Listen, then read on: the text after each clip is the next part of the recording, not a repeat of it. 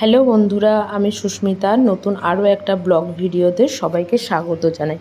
নতুন আরও একটা দিন তোমাদের সাথে শুরু করলাম। কে কোথা থেকে ভিডিওটা দেখছো এবং কেমন আছো অবশ্যই কিন্তু কমেন্ট করে জানিও। তো দিনটা হচ্ছে রবিবার, প্রায় বলতে পারো সারাটা দিনই আমাদের ট্রেনের মধ্যেই আর কি কেটে যাচ্ছে। তার কারণ হচ্ছে সমস্ত কিছু ট্রেনই আজকে 5-6 ঘন্টা করে লেট। এই ট্রেনটার টাইম ছিল গন্ডিয়াতে 1:40, সেখানে সেই ট্রেনটা মোটামুটি ঢুকছে হচ্ছে প্রায় এখন বাজে ঘড়ির কাঁটায় 5:30, 5:40 মতন আর কি। যাই হোক, অবশেষে গন্ডিয়া আমরা পৌঁছেছি। আর হয়তো আশা করি ভবিষ্যতে এই ট্রেনটার টিকিট কাটবো কি না সেটা সন্দেহ আছে। যাই হোক, স্টেশনে নেবে আমাদের লাগেজপত্রগুলো একটু ভারীও হয়েছিল, আর আমাদের অনেকটা হেঁটে ওদিকটা যেতেও হয় আর কি। তো সেই কারণে প্ল্যাটফর্ম থেকেই আমরা একটা কুলি করে নিয়েছিলাম। আর এখানে আসার পরে এই প্রথমবার আমি এখানকার লোকাল ট্রেন দেখতে পেলাম, মানে আমাদের গন্ডিয়া থেকেই ছেড়ে যায়। তো সেই কারণের জন্য আমি সেটা একটা ভিডিও করলাম তোমাদের সাথে শেয়ার করব বলে। যারা এদিকে থাকো তারা হয়তো আমার থেকে অনেক বেশি ভালো করে জানো, কিন্তু একদমই আমাদের ওদিককার মতনই কিন্তু লোকাল ট্রেনটা দেখে কিন্তু খুব ভালো লাগলো। তো যাই হোক, সেই পুরাতন জায়গা সেখানেই পৌঁছে গেছি আর কি। বেশ অনেকটা দিন পর এলাম, একটু মনে খুশিও আছে, আর বাড়ি থেকে এলাম যখন একটু দুঃখও আছে বলতে পারো। তো এসে প্রথমে সেই মন ভালো করা পরিবেশটা একটু তোমাদের সাথে শেয়ার করলাম। আর আমাদের বাড়ির যে আঙ্কেল ছিল, সেই আঙ্কেল আমাদের গাছগুলোতে মোটামুটি জল একদিন ছাড়াই দিচ্ছিল আর কি। তো দেখলাম যে মাটিটাও ভিজে আছে আর গাছগুলোও শুকিয়ে খুব একটা যায়নি। তবে ছাদের গাছগুলো আজকে এই মুহূর্তে আর দেখতে যাব না, এখন ঘরে ঢুকে দেখি ঘরের কি অবস্থা। যদিও সমস্ত কিছু আমি গুছিয়ে রেখেই গেছিলাম আর কি, তবুও দরজার চাবিটা তো খোলা হয়ে গেছিলো। তারপরে মনে পড়লো যে ওদিকটা একটু দেখে আসি। আর এই লাইটটা, ঠাকুরের লাইটটা আমরা জ্বালিয়েই গেছিলাম। তার কারণ হচ্ছে আমাদের ইনভার্টার তো আছেই, আর ইনভার্টারের সাথে এই দুটোর কোনো কানেকশান নেই আর কি।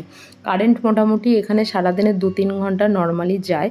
তো সেই কারণের জন্য আমরা ওই দুটোকে জ্বালিয়ে গেছিলাম, যে কারেন্ট চলে গেলে অন্তত 2-1 ঘন্টা তো ওটা বন্ধ থাকবে, তার সেক্ষেত্রে কোনো অসুবিধা হবে না। তো প্রথমে বাড়িতে এসেই যেটা করলাম সেটা হচ্ছে ইনভার্টারটাকে প্রথমে অন করলাম। তা না হলে জানি না কি কানেকশান, তোমরা হয়তো আমার থেকে ভালো জানো, নাকি বাড়ির কোনো লাইট পাখাই জ্বলবে না, এরকম একটা কিছু ব্যাপার করা আছে। তো এরপর দেখি বেডরুমটারও কি অবস্থা। তো মোটামুটি যেমন যেটা রেখে গেছিলাম তেমন সেইভাবেই আছে আর কি। তো একজন গেলে আর একজন বাড়িতে থাকলে তখন বাড়িটা এসে বড্ড বেশি অগোছালো থাকে। তো বিছানার চাদরটা আর কি তুলে নিচ্ছি। প্রথম এটাই আমার কাজ থাকে, মানে আমি যদি কখনো একাও বাড়ি যাই, বাড়ি এসে এখানে যে কাজটা আমার প্রথম থাকে, আর দুজনে গেলেও আমার বাড়িতে এসে প্রথম একটাই কাজ থাকে, সেটা হচ্ছে বিছানার চাদর পাল্টানো। কারণ যে কটা দিন দরজা জানালা বন্ধ থাকে, না জানে ভগবান কত মাকড়সা, কত টিকটিকি। হয়তো এখানে টিকটিকিটা খুব কম, মাকড়সা তো হতেই পারে। তো সেই কারণের জন্য ধুলোও থাকে। তো সেই কারণের জন্য বিছানার চাদরটা এখানে পাল্টে নিলাম। আর কিছু কিছু জিনিস আমাদের সাথে সত্যি এমন হয় যে সব কিছু, মানে কি বলো তো, আমি যেহেতু ব্লগ বানাই, আর ব্লগটা আমি প্রথম খুব একটা বানাতে চাইতামও না। তো বড়মশাই আমার বাড়ি থেকেও টুকিটাকি বলতো যে ভিডিও বানাতে বন্ধ করে দিলি বা কোনো কিছু। সেক্ষেত্রে আর কি টুকিটাকি যতটা মনে হয় আর কি ততটা তোমাদের সাথে শেয়ার করি, আর এখন তো একটা অভ্যাস হয়ে গেছে।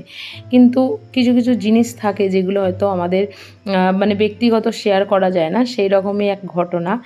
যাই হোক, মনটাও খুব খারাপ, বাড়ি ছেড়ে এসেছি। এবং আরও একটা ঘটনা আছে যেটার জন্য মনটা সত্যি আমাদের খুবই খারাপ। তো বাড়িতে এসে দেখলাম যে প্রচণ্ড পরিমাণে ধুলো নিচে। তো আজকে ঝাঁট আর দিতে ইচ্ছা করছে না, কারণ শরীর আর বইছে না বললেই চলে আর কি।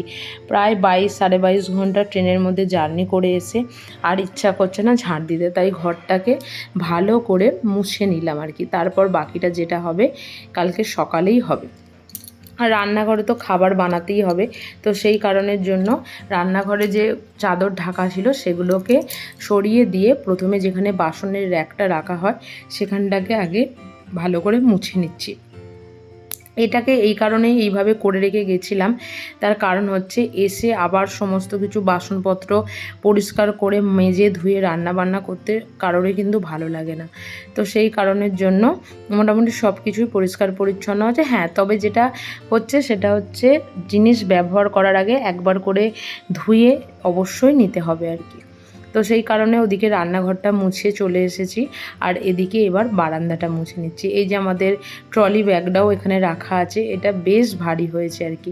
তো ওটাও মানে একদিনের মধ্যেই আর কি খালি করে নিতে হবে, কারণ একবার এদিক থেকে ওদিক আর ওদিক থেকে এদিক করাটা কিন্তু খুবই মুশকিল হয় আর কি। আমরা যারা মানে যাই বা আসি তারাই জানা, যেহেতু আমি মানে যাবার আগের দিনকে আর কি ট্রলি ব্যাগটা সন্ধ্যাবেলা বার করেছি, কারণ ওটাকে গুছিয়ে রাখলেই একবার এদিক একবার ওদিক করতে হবে, তো সেই কারণের জন্য।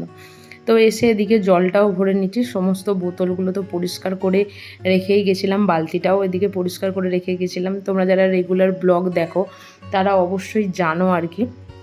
তো সেই কারণের জন্য নিচে আঙ্কেলকে একবার ফোন করে বলে দিয়েছিলাম যে একটু মেশিনটা চালিয়ে দেওয়ার জন্য। তো সেই কারণে আমরা এদিকে জলটাও ভরে নিচ্ছি। আর রাতে আজকে বানাবো হচ্ছে একটু আলু ভাতে ভাত, কারণ এসে আর ভালো লাগছে না যে কিছু খাবার আর কি সেরকম বানাবার মতন, কিন্তু খাবার অর্ডার দেবো ভেবেছিলাম আর কি, কিন্তু সেটার এখন এই মুহূর্তে আর কোনো উপায় নেই। তো সেই কারণের জন্য এদিকে একটু আলুটা বাড়ি থেকেই নিয়ে এসেছিলাম দুটো একটা, কারণ বাড়িতে তো কিছুই সবজিপাতি আলু পেঁয়াজ কিছুই রেখে যায়নি আর কি।